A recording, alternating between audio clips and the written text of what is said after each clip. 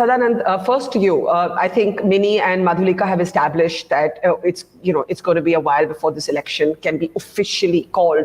And I don't want to get too much into the number crunching. We know there are some swing states. We know Ohio, Pennsylvania, North Carolina are important states to look out for. But what we're really here to talk about is what's at stake in this election, right? And there are people who would be absolutely alarmed if there was going to be a second term for Donald Trump. And there are people who are going to say, hey, life carries on. And this was liberal sort of hysteria.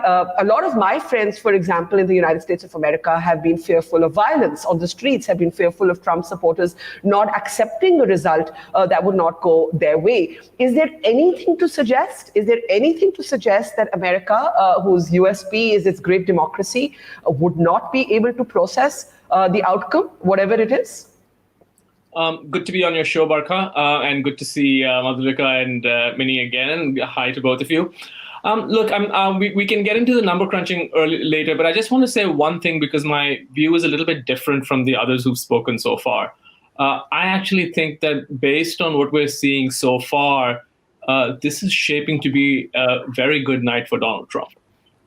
If you look at what's happening in Florida, North Carolina, and Georgia, all of them were battleground states.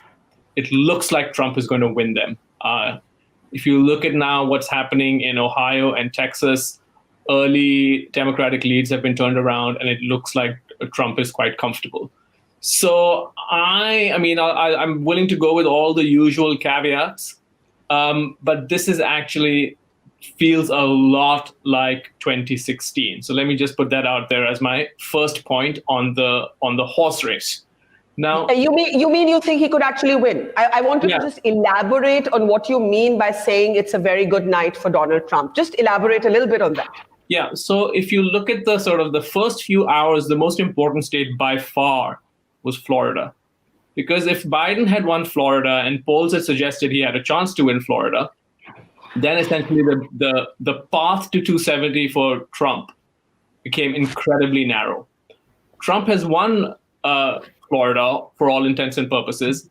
He's looking pretty strong in both North Carolina and Georgia. If he wins those three, that changes the complexion. We are no longer looking at this as, well, Biden, like you said, Biden has more paths. It dramatically evens out. And when I'm just sort of looking at the New York Times page, and I'm with the others who say that, we should be careful because the voting is complicated and there's a lot of sort of ballots to be counted and so on. But just ask yourself one very simple question.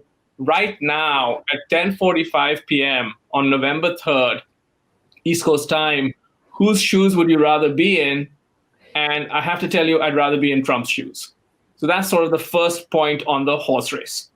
Okay. On the sort of significance, I think it's a little bit, if we take it narrowly in terms of what it means for India, I would sort of break it down into two baskets. One is on the sort of policy side, right? So who becomes president, it matters to how they approach trade, how they approach immigration, how they approach China, Pakistan, Afghanistan, and the whole sort of. And over there, I think that some of the commentary in India has been a little bit, has gone into it in a little bit too much detail, because I think broadly there's continuity in the US in terms of policy towards India. We've seen Democratic presidents, we've seen Republican presidents, and the relationship has remained quite strong. The greater significance, I think, both for India and the world is on the symbolic question.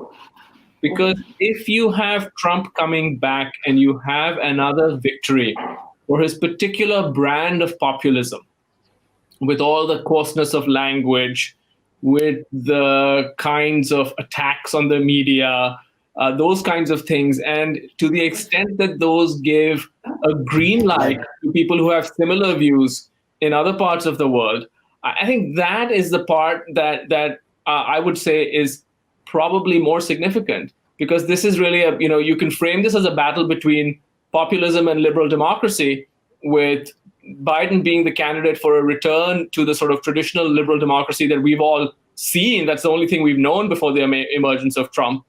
And I think that if the populists win two in a row, there's going to be a tremendous amount of soul searching that goes on across the world.